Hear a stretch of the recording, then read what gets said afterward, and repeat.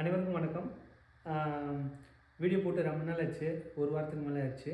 So, அதனால் இன்றைக்கி ஒரு புது டாபிக் பேசலாம்னு நினச்சேன். ஸோ, என்ன பார்க்க போகிறோன்னா, இன்றைக்கி யுஎஸில் ரியல் எஸ்டேட் வாங்கலாமா வாங்கக்கூடாதா, வாங்கினா லாபமா லாபம் இல்லையா, இல்லை ஏற்கனவே நான் ரியல் எஸ்டேட் வாங்கி வச்சுருக்கேன் என்ன பண்ணுறது அப்படின்னு சொல்லிட்டு பார்க்கலாம். ஏன்னா நானே ஒரு ரியல் எஸ்டேட் இன்வெஸ்டர் தான். ஏன்னா எனக்கு நான் இப்போ இந்த வீடு என்னுடைய இது வீடு. அது மாதிரி எனக்கு இன்னும் கொஞ்சம் ப்ராப்பர்ட்டிஸ் இருக்குது. ஸோ ஒரு நாளைக்கு நம்ம நேராக அந்த வீட்டுக்கே நாங்கள் போய் ஏதாவது இன்றைக்கி எதாவது வேக்கண்ட்டாக இருந்துச்சுன்னா போய் பார்க்கலாம்.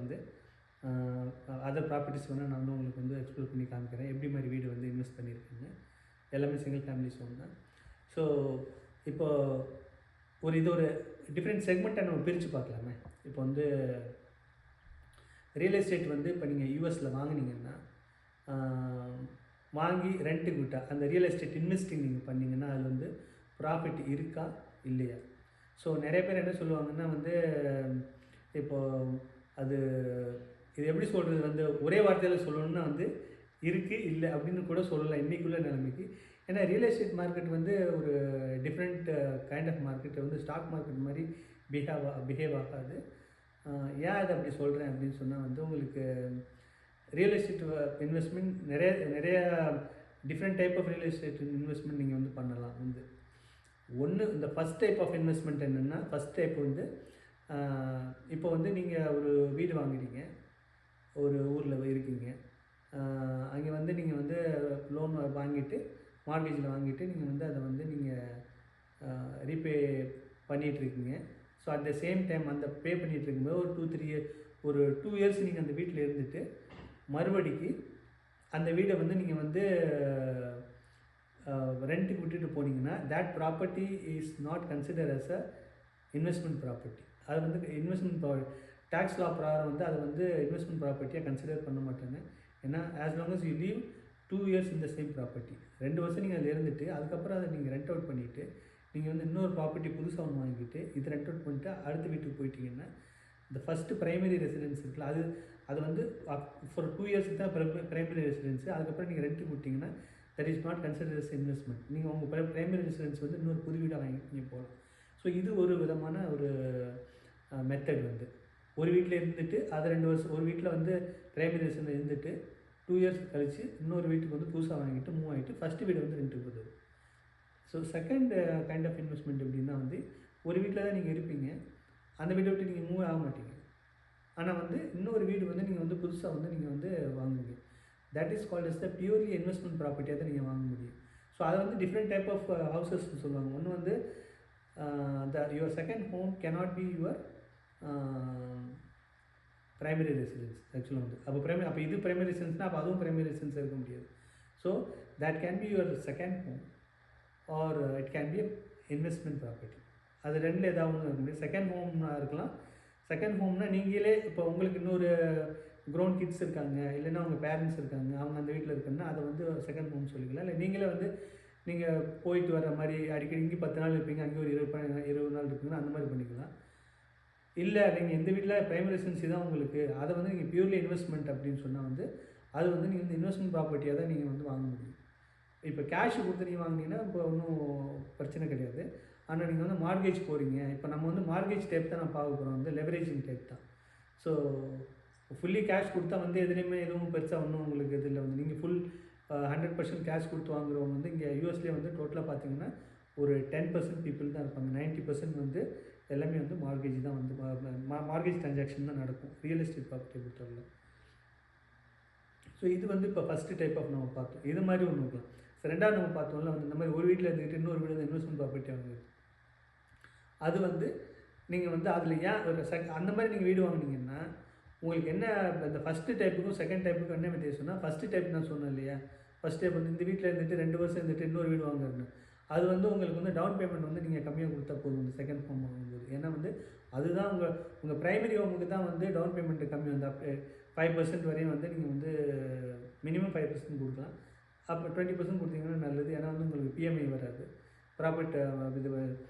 ப்ராப்பர்ட்டி மார்கேஜ் இன்சூரன்ஸ் நீங்கள் கட்ட வேண்டியது வராது. ஸோ அது ஒன்று அட்வான்டேஜ். 20% வந்து நீங்கள் டவுன் பேமெண்ட் கொடுத்தீங்கன்னா. இல்லை நீங்கள் வந்து இங்கே இருந்துகிட்டு இன்னொரு இடம் வாங்குறீங்கன்னா அதில் என்ன உங்களுக்கு இப்போ இதுன்னா வந்து இப்போ நீங்கள் இப்போ நான் இன்வெஸ்ட்மெண்ட் ப்ராப்பர்ட்டி நான் வாங்கியிருக்கேன். அதுக்கு என்னென்னா மினிமம் 25% நீங்கள் டவுன் பேமெண்ட் கொடுக்கணும். மினிமம் இல்லை 25% டவுன் பேமெண்ட் அவங்க கேட்பாங்க. ஏன்னா வந்து அது ரிஸ்க் வந்து ஹை வந்து இந்த லெண்டருடைய ரிஸ்க் வந்து ரிஸ்க்கு வந்து ரொம்ப ஜாஸ்தி இருக்கனால 25% டவுன் பேமெண்ட் நீங்கள் கொடுக்கணும். 25% டவுன் பேமெண்ட் கொடுத்துட்டு அதுக்கப்புறம் வந்து என்னென்னா வந்து அது நீங்கள் அந்த 1 இயர்க்குள்ளே நீங்கள் க்ளோஸ் பண்ண முடியாது அப்படின்னா சில பேங்க்கில் சில டேர்ம்ஸ்லாம் இருக்கும். வந்து நிறைய ஒரு லெண்டர் ஒரு டேர்ம்ஸ் போட்டிருப்பாங்க.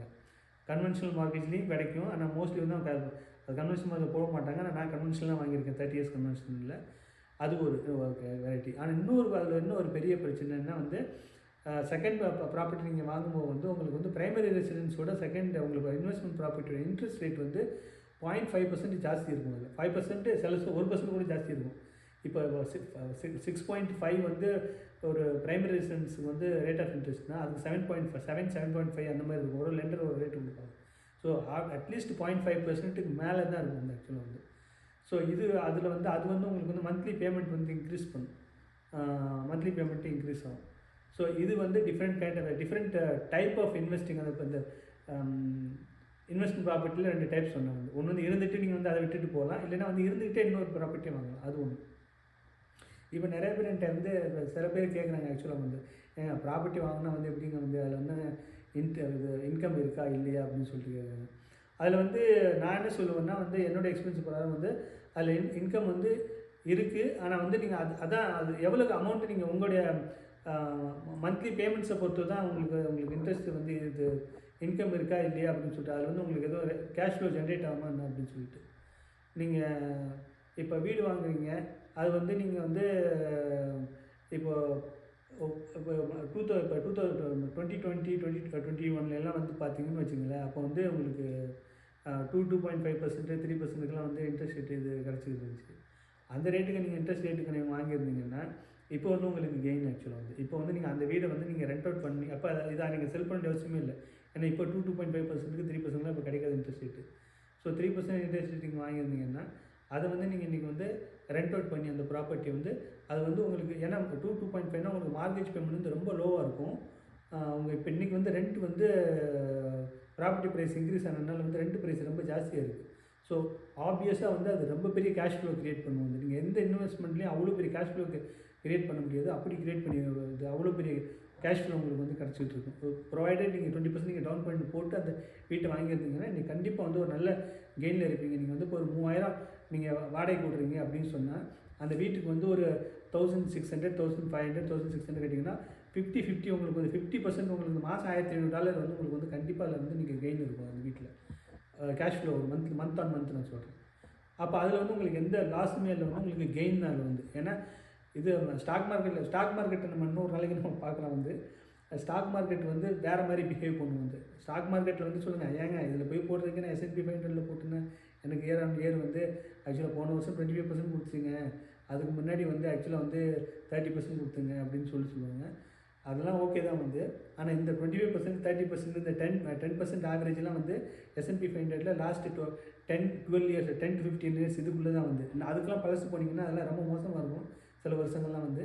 ஸோ அந்த மாதிரிலாம் இருக்குது. அது ஆவரேஜ் பண்ணி தான் அவங்க சொல்லுவாங்க. வந்து ஆவரேஜாக 10% இருக்குன்னா அந்த 10% இந்த ரியல் எஸ்டேட்லேயும் உங்களுக்கு கிடைக்கும். வந்து ப்ரொவைடட் நீங்கள் கம்மியான ரேட்டுக்கு வந்து நீங்கள் மார்க்கெட் வாங்கியிருந்தீங்கன்னா அதோட ஜாஸ்தியே கிடைக்கும் இல்லை ஆக்சுவலாக வந்து.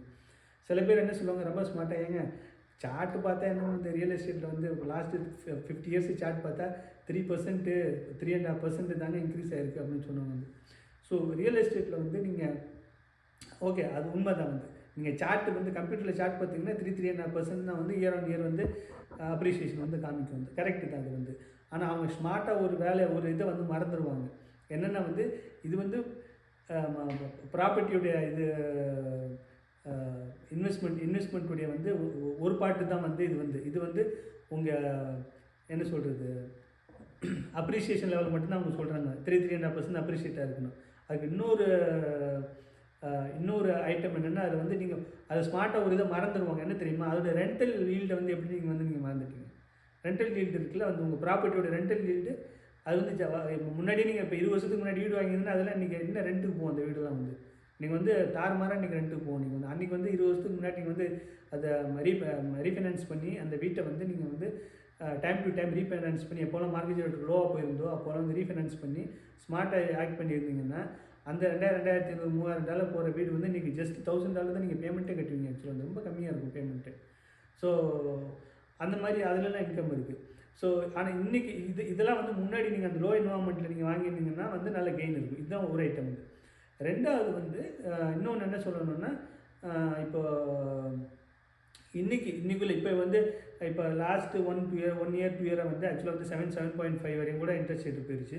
இந்த இன்ட்ரெஸ்ட் ரேட்டில் வாங்கினீங்கன்னா எனக்கு லாபம் கிடைக்குமா அப்படின்னு சொன்னால் வந்து இந்த இன்ட்ரெஸ்ட் ரேட்டில் லாபம் வந்து கிடைக்கிறது வந்து நான் என்ன சொல்லணும்னா ரொம்ப கஷ்டம்தான். ஏன்னா வந்து உங்களுக்கு மந்த்லி பேமெண்ட்டே உங்களுக்கு ரொம்ப ஜாஸ்தி இருக்கும். ஏன்னா உங்கள் இஎம்ஐ நீங்கள் இஎம்ஐயும் உங்கள் மார்க்கேஜ் பேமெண்ட்டும் வந்து மேட்சே ஆகாது. ஆக்சுவலாக வந்து சில பேர் ஜாஸ்தியே ஆகிடும். ஆக்சுவலாக சொல்லப்போனால் நீங்கள் இதில் போய் அமோர்டைசேஷன் சார்ட் அப்படின்னு சொல்லிட்டு போட்டுட்டு நீங்கள் 30 இயர்ஸ் மார்க்கேஜ் போட்டு உங்கள் இன்ட்ரெஸ்ட் ரேட் காமிச்சிங்கன்னா மந்த் எவ்வளோ நீங்கள் பே பண்ணுவீங்கன்னு காமிக்க. ஸோ அதில் வந்து உங்களுக்கு ஜாஸ்தி தான் உங்களுக்கு நீங்கள் கட்ட வேண்டியது வரும். ஸோ இது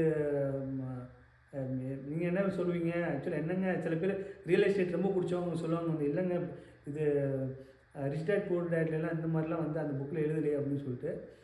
ரிச் டாட் புவர் டாட் வந்து எல்லா இதுக்கும் வந்து நானும் அந்த புக் வந்து படிச்சிருக்கேன். அதில் என்னென்னா வந்து நீங்கள் அந்த புக்கு வந்து எல்லா டைம்லையும் வந்து எல்லா கண்ட்ரிக்கும் ஃபஸ்ட் அப்ளை ஆகாது. ஸ்பெஷலி இந்தியாவுக்குலாம் அப்ளை ஆகாது அந்த புக்கு வந்து. ஏன்னா வந்து அவர் வந்து அவங்க வந்து லிவரேஜ் பண்ணி அதில் அந்த புக்குடைய கோர் பிரின்சிபல் என்னென்னா வந்து என்ன பார்த்தீங்கன்னா வந்து லிவரேஜ் பண்ணி நான் வந்து லோன் வாங்கியே நான் பணம் கைப்பணம் போடாமல் வந்து பேங்க்கில் லோன் வாங்கி நான் வந்து பணக்காரன் ஆகிட்டேன் அப்படின்னு தான் எழுதியிருப்போம். அதான் அது அசட்னா என்ன, லேபிலிட்டினா என்ன, ஜாப் பிஸ்னஸ்னால் என்ன அப்படின்னு சொல்லிட்டு ஒரு செக்டரையும் தனித்தனியாக பிரித்து எழுதியிருப்பாங்க. அதில் வந்து அசட்டு தான், ஆனால் வந்து லிவரேஜ் பண்ணி தான் வாங்கியிருப்பாங்க. அந்த புக்கு எழுதப்பட்ட காலகட்டம் வந்து 2008. ஆக்சுவலாக 2008 அந்த டைமில் ரியல் எஸ்டேட் வந்து அகல பாதாளத்தில் போயிடுச்சு. வந்து 2008 ஆக்சுவலாக அகல பாதாளத்தில் போல ஸ்டாக் மார்க்கெட் தான் அகல பாதாளத்தில் போச்சு. ஏன்னா நான் முன்னாடி சொல்லியிருக்கேன் ஸ்டாக் மார்க்கெட்டும் ரியல் எஸ்டேட்டும் வந்து எக்கானமியோட ஒரு பாட்டு தான். ஆனால் வந்து ரியல் எஸ்டேட் வந்து ஸ்லோவாக தான் ரியாக்ட் ஆகும். வந்து ஸ்டாக் மார்க்கெட் வந்து உடனே ரியாக்ட் பண்ணும். வந்து இமீடியட்டாக அன்றைக்கி ஒரு நியூஸ் வந்துச்சுன்னா அன்றைக்கி ரியாக்ட் ஆகிடும். ஆனால் வந்து ரியல் எஸ்டேட் வந்து அப்படி கிடையாது. 2008 வந்து ஸ்டாக் மார்க்கெட் எக்கனாமிக் கிரைசிஸ் வரும்போது அந்த கிரேட் ஃபினான்ஷியல் கிரைசிஸ் வரும்போது 2011 தான் வந்து ரியல் எஸ்டேட் பாட்டமே போச்சு. அது வரை 2008 பாட்டம்லாம் போகல. 2011 அதுக்கு 11க்கு அப்புறம் கூட கொஞ்ச நாள் வந்து அதுக்கு வந்து ஃபுல்லி பாட்டம் வந்து அப்போ தான் ஆச்சு. ஆக்சுவலாக வந்து அதுக்கு முன்னாடி வந்து பாட்டமே ஆகலை. ஸோ 3 இயர்ஸ் ஆயிடுச்சு வந்து real estate. So real estate market வந்து இமீடியட்டாக ரியாக்ட் பண்ணுது. Over a period of time வந்து அதில் கண்டிப்பாக ரியாக்ட் ஆகும், இமீடியட்டாக ரியாக்ட் ஆகாது. ஸோ இதே தான் வந்து அந்த இப்போ எதுக்கு அது coming back to that topic. அந்த 2008 வந்து அந்த புக்கு எழுதும்போது வந்து அந்த டைமில் அவர் வந்து நிறையா வந்து பேங்க்கில் வந்து நிறையா லோனை வாங்கி கம்மியான விலைக்கு ஆக்சுவலாக வந்து ரொம்ப சீப்பான ப்ரைஸுக்கு வந்து அப்போ வந்து ப்ராப்பர்ட்டி வந்து நிறையா அந்த ஃபார்க்ளோசர்ஸ் ஆக்சுவலாக பேங்க் வந்து லோனை ரீபே பண்ணலைன்னா அது வந்து ஃபோர்க்ளோசர் பண்ணுவாங்க. வந்து எல்லாத்தையும் வந்து லோனை வந்து ஏலத்தில் விட்டுருவாங்க, ஆக்ஷன் விட்டுருவாங்க. ஃபோர்க்ளோசர் நிறையா இருந்துச்சு. அதுலேருந்து அவங்க நிறையா வந்து ப்ராப்பர்ட்டிஸ் வந்து ரொம்ப கம்மியான விலைக்கு வாங்கி அப்போ அதுக்கப்புறம் ஓப்பன் மார்க்கெட்லேயும் வந்து ரொம்ப கம்மியாக தான் விற்றுது. அதை வாங்கி அதில் வந்து அவங்க கேஷ் ஃப்ளோ ஜென்ரேட் பண்ணாங்க. வந்து அது எல்லா டைமுக்கும் அந்த புக்கு அப்ளை கிடையாது. அந்த புக்கை வந்து எடுத்துகிட்டு இன்றைக்குள்ள ரியல் எஸ்டேட் மார்க்கெட்டில் வந்து அதை அப்ளை பண்ணிங்கன்னா கண்டிப்பாக சத்தியமாக அப்ளை ஆகாது. ஏன்னா இப்போ நீங்கள் லெவரேஜ் பண்ணி வந்து கண்டிப்பாக வந்து நீங்கள் லாபம் பார்க்க முடியாது. ஒரே ஒரு இதில் நீங்கள் லாபம் பார்க்கலாம். எப்படின்னா டவுன் பேமெண்ட் ஜாஸ்தி பண்ணிங்கன்னா லாபம் பார்க்கலாம். டவுன் பேமெண்ட் ஜாஸ்தினா இப்போ உங்கள்கிட்ட 100% பண்ணுவேன்னு நான் சொல்லலை. ஒரு நீங்கள் 20-25% ஒரு 30%க்கு மேலே போகிறேன், 30% வரை நான் டவுன் பேமெண்ட் கொடுப்பேன் அப்படின்னா வந்து ஒரு 500-600 வந்து மந்த் கேஷ் ஃப்ளோ நீங்கள் பார்க்கலாம். அதுவும் நீங்கள் உங்கள் ஹவுஸ் மெயின்டெனன்ஸு எல்லாம் சமயத்தில் அதுவும் வீட்டில் ஏதாவது செலவு வராமல் இருக்கணும். திடீர்னு ஹீட்ரு கெட்டு போச்சுன்னுவாங்க, ஏசி ஒர்க் இல்லைன்னுவாங்க, இல்லைன்னா வந்து வேறு ஏதாவது பிரச்சனை, ஏதாவது தண்ணி வரலைன்னுவாங்க, பைப்பில் வந்து டேப் ப்ராப்ளம்னுவாங்க. ஸோ அதெல்லாம் வந்து இங்கே வந்து ரொம்ப எக்ஸ்பென்சிவ். இந்த ஹவுஸ் மெயின்டெனன்ஸ் வந்து ரொம்ப expensive. So real estate is profitable. எந்தெந்த சினாரியோன்னா அந்த என்னென்ன சினாரியோ சொன்ன பாருங்கள். ஃபஸ்ட் வந்து லோ இன்ட்ரெஸ்ட் என்வாயர்மெண்ட், அது அந்த டைமில் ரொம்ப ப்ராஃபிட்டபிள். அதுக்கப்புறம் வந்து இது ஏன்னா இந்த டைமில் என்னென்ன 2 பிரச்சனை இருக்குது. இப்போ வந்து இன்ட்ரெஸ்ட் ரேட்டும் ஐயா இருக்குது, ப்ராப்பர்ட்டி ப்ரைஸும் ஸ்கை ராக்கெட் ஆயிடுச்சு. ரெண்டுமே முன்னாடி வந்து என்னென்னா இன்ட்ரெஸ்ட் ரேட்டும் கம்மியாக இருந்துச்சு, ப்ராப்பர்ட்டி ப்ரைஸ் வந்து நாமினலாக இருந்துச்சு, கம்மியாக இல்லை நாமினலாக இருந்துச்சு. ஸ்லோவாக இயர் ஆன் இயர் வந்து 3.5% 4% தான் க்ரோத்தே ஆயிடுச்சு ஆக்சுவலாக வந்து. அதான் வந்து average median home price increase வந்து அப்படி தான் இருந்துச்சு. ஆனால் 2020 வந்து நெக்ஸ்ட்டு 50 வருஷத்துக்கு எவ்வளோ க்ரோ ஆகணுமோ அது வந்து 2 வருஷத்தில் க்ரோ ஆயிடுச்சு. ஸோ அது வந்து ரொம்ப இன்இக்வாலிட்டி க்ரியேட் பண்ணி மார்க்கெட்டை வந்து ஓவராக புஷ் பண்ணி ரியல் எஸ்டேட்டு யாருமே அஃபோர்டே பண்ண முடியாத அளவுக்கு வீட்டை வேலை கொண்டு போனோன்னே ரெண்ட்டும் இன்க்ரீஸ் ஆச்சு, இது இன்க்ரீஸ் ஆச்சு, ரேட் ஆஃப் இன்ட்ரெஸ்ட்டும் இன்க்ரீஸ் ஆச்சு. ஸோ இதில் வந்து நீங்கள் வந்து வாங்கி அதை நீங்கள் லாபம் சம்பாதிக்கிறன்ற வந்து ரொம்ப ரொம்ப கஷ்டம். ஆனால் வந்து உங்களுக்கு ஒரு வீடு வேணும். நீங்கள் வந்து இப்போ ஒரு இடத்துல நீங்கள் வந்து எனக்கு ஒரு ரியல் எஸ்டேட் இன்வெஸ்டர் வந்து ஜான் இருக்கார். அவர் வந்து ரொம்ப க்ளோஸாக பேசுவார். ஸோ என்னென்னா நான் அவர்கிட்ட கேட்கும்போது இப்போ நீங்கள் உங்களுக்கு ஒரு இடத்துல வந்து நீங்கள் வந்து நீங்கள் ஒரு ஊரில் நீங்கள் வந்து 3 இயர்ஸ் இருக்குன்னு வச்சுக்கோங்க. 3 இயர்ஸ் நான் இந்த ஊரில் தான் இருக்க போகிறேன். நான் வந்து கலிஃபோர்னியாவில் இருப்பேன், 3 இயர்ஸ் இருப்பேன். இல்லைனா வந்து சிக்காகோவில் இருப்பேன், 3 இயர்ஸ் நான் இந்த ஊரில் இருக்கேன். எனக்கு வந்து 3 இயர்ஸுக்கு ஜாப் இருக்குது, நான் இங்கே தான் இருப்பேன் அப்படின்னு நீங்கள் வந்து உங்களுக்கு ஒரு பிளான் இருந்ததுன்னா நீங்கள் கண்டிப்பாக வாங்கலாம். வீடு இங்கே வந்து வாங்கிட்டு 3 இயர்ஸ் கழிச்சிட்டு நீங்கள் அந்த வீடை வந்து வைண்ட் அப் பண்ணிவிட்டு நீங்கள் இதை செல்லாக பண்ணிவிட்டு நீங்கள் வந்து வேறு எங்கேயும் போகிறாங்க நீங்கள் போகலாம். வந்து அதில் வந்து ப்ராஃபிட். ஸோ இதில் வந்து ப்ராஃபிட் இருக்குது இல்லை அப்படின்னு சொல்லிட்டு கிடையாது. ப்ராஃபிட் இருக்குது. Only low interest environment. High interest என்வரான்மெண்ட்டில் ப்ராஃபிட்டு கிடையாது. ஸோ ஏன்னா நானே வந்து ப்ராப்பர்ட்டி வாங்கி வந்து வச்சுருக்கேன். அதில் வந்து நான் வாங்கும்போது கொஞ்சம் நாமினலாக இன்ட்ரெஸ்ட்டாக இருந்துச்சு. எனக்கு வந்து கெயின் வருது, கேஷ் ஃப்ளோ இருக்குது வந்து. ஆனால் அதுவும் 2020 அந்த டைமில் வாங்கும்போது வந்து அது இன்னும் ரொம்ப கம்மியாக வந்து உங்களுக்கு இருந்திருக்கும். அது 2011 அந்த டைமில் வாங்கும்போது இன்னுமே நல்லா அந்த மாதிரி. அதாவது எப்போ உங்கள் ப்ராப்பர்ட்டி நீங்கள் பர்ச்சேஸ் பண்ணியிருக்கீங்க அப்படின்னு சொல்லிட்டு தான் வந்து அப்போ தான் உங்களுக்கு அதில் லாபம் இருக்கான்னு நீங்கள் கரெக்டாக கெஸ் பண்ண முடியும். ஸோ இதுதான் ஆல் ஓவர் ஆக்சுவலாக ஒரு இப்போ உங்களுக்கு வந்து ஒரு ஐடியா கிடச்சிதுன்னு நினைக்கிறேன். நீங்கள் வந்து செகண்ட் ஹோம் அதாவது வந்து இன்வெஸ்ட்மெண்ட் ப்ராப்பர்ட்டி வாங்கலாமா இல்லை வாங்கக்கூடாது அப்படின்னு சொல்லிட்டு உங்களுக்கு ஒரு ஐடியா கிடச்சிதுன்னு நினைக்கிறேன். இது வந்து ஒரு பேசிக்கான இன்ஃபர்மேஷன் தான். நீங்கள் இதில் இன்டர்நெட்டில் நிறைய வேறு இன்ஃபர்மேஷன் நிறைய இது அவைலபிளாக இருக்குது. நீங்கள் இதில் போய் அமௌண்டைசேஷன் சார்ட், அந்த லோன் அமௌண்டைசேஷன் சார்ட்லேயே போய் பார்த்தீங்கன்னா அதுவே காமிக்கும் வந்து உங்களுக்கு எவ்வளோ வரும்னா, நீங்கள் எவ்வளோ டவுன் பேமெண்ட் கொடுக்க போகிறீங்க, அதில் எவ்வளோ வந்து உங்களுக்கு இன்ட்ரெஸ்ட் வரும், எவ்வளோ பிரின்சிபல் எவ்வளோ இன்ட்ரெஸ்ட் எவ்வளோ அப்படின்னு சொல்லிட்டு காமிக்கும். மற்ற டேக்ஸஸ் எல்லாம் சேர்த்து மந்த்லி டோட்டல் பேமெண்ட் எவ்வளோன்னு பாருங்கள். அந்த வீடு அந்த ஏரியாவில் எவ்வளோ ரெண்ட்டுக்கு போகும்னு பாருங்கள். ரெண்டும் மேட்ச் ஆகுதுன்னா மேட்ச் ஆனாலும் நீங்கள் வாங்கினீங்கனாலும் உங்களுக்கு வந்து ப்ராஃபிட் வராது. ஏன்னா நான் சொன்னல மெயின்டெனன்ஸ்னு ஒரு பெரிய பூதம் பின்னாடியே நிற்கும். ஸோ அதுலேருந்து நீங்கள் எஸ்கேப் ஆகவே முடியாது. வேணால் வீடுன்னா திடீர்னு எந்த ரிப்பேர்ஸ் வேணாலும் வரலாம். ரிப்பேர் காஸ்ட் வந்து கண்டிப்பாக இருக்கும். அதுக்கப்புறம் இன்னொன்று வந்து சொல்கிறேன், ஆக்குபேஷனல் காஸ்ட்னு வேறு சொல்லுவாங்க. அதை நம்ம இன்னும் தனியாக பார்க்கலாம் வந்து என்னென்ன ஒரு ரெண்ட்டு குடும்பம் என்னென்னலாம் பண்ணணும்னு. அது ஆக்குபேஷனல் இது காஸ்ட்னால் இது நீங்கள் வந்து ஏதாவது இந்த வீடு இப்போ ஒருத்தங்க இருக்காங்க 1 இயர் கழிச்சு உங்களுக்கு வந்து அவங்க வந்து வெக்கேட் பண்ணிட்டு போயிட்டாங்கன்னு வச்சுங்க. ஒரு மாதம் உங்களுக்கு வந்து 30 டேஸ் வந்து உங்களுக்கு ஆள் வரலை அப்படின்னு சொன்னால் அந்த காசை நீங்கள் உங்கள் கையிலேருந்து போட்டு தான் நீங்கள் லோனுக்கு ரீபே பண்ண வேண்டிய வரும். உங்கள் மார்க்கெட்டிங் தான் கட்டணும். ஸோ அதுவும் வந்து உங்களுக்கு அந்த டோட்டல் இன்வெஸ்ட்மெண்ட்லாம் வரும். ஸோ இந்த மாதிரியெல்லாம் இருக்குது. ஆனால் எனக்கு சொன்னால் கேஷ் இருந்தால் நீங்கள் தாராளமாக வாங்கலாம். இன்றைக்கி கூட கேஷை நான் கொடுக்க போகிறேன், கேஷ் கொடுத்து வாங்குகிறேன் அந்த வீட்டை அப்படின்னு சொன்னால் டெஃபினெட்லி உங்களுக்கு ப்ராஃபிட் தான் வந்து. ஆனால் mortgage when you go for leverage, ஆமாம் ரிச் டாட் புட் டாட் ஞாபகம் வச்சுக்கோங்க. அதே தான் அதில் போனீங்கன்னா அது இன்றைக்கி என்வரான்மெண்ட்டில் வந்து கண்டிப்பாக வந்து ஒர்க் ஆகாது. லாபமும் கிடைக்கிறதுக்கு ரொம்ப சான்சஸ் ரொம்ப கம்மி. இதை தவிர்த்து வேறு ஏதாவது வந்து உங்களுக்கு ஸ்பெஷலாக ஏதாவது வந்து இதில் ஏதாவது இன்புட்ஸ் தெரியும், நான் எதாவது மிஸ் பண்ணிக்கேன் இது ரியல் எஸ்டேட் இன்வெஸ்ட்மெண்ட்டை பற்றி அப்படின்னு சொன்னால் ஒரு நாளைக்கு நான் டேரெக்டாக அந்த ப்ராப்பர்ட்டியே போய் நான் உங்களுக்கு எக்ஸ்ப்ளோர் பண்ணி காமிக்கிறேன். எத்தனை பெட்ரூம்ஸ், எத்தனை பாத்ரூம்னு, சிங்கிள் ஃபேமிலி ஹோம்ஸ் நிறைய இருக்குது. ஸோ அதில் ஏதாவது ஒன்று ப்ராப்பர்ட்டி நம்ம பார்க்கலாம். அதை தவிர்த்து வேறு ஏதாவது ஸ்பெஷலாக நீங்கள் ஏதாவது வேறு கண்டென்ட் இதில் ஏதாவது நீங்கள் வந்து இல்லை இதெல்லாம் வந்து சிலது வந்து இல்லை லாபம் இருக்குது அப்படின்னு நீங்கள் ஏதாவது ஃபீல் பண்ணிங்கன்னா கீழே கமெண்ட் பாக்ஸில் போடுங்க. வந்து இன்னொரு நாளைக்கு இன்னொரு டாப்பிக்கோடு வந்து ஒரு நல்ல சப்ஜெக்ட் நல்ல டாப்பிக்கோடு வந்து நம்ம மறுபடியும் வந்து மீட் பண்ணுவோம். சரியா? நன்றி, வணக்கம்.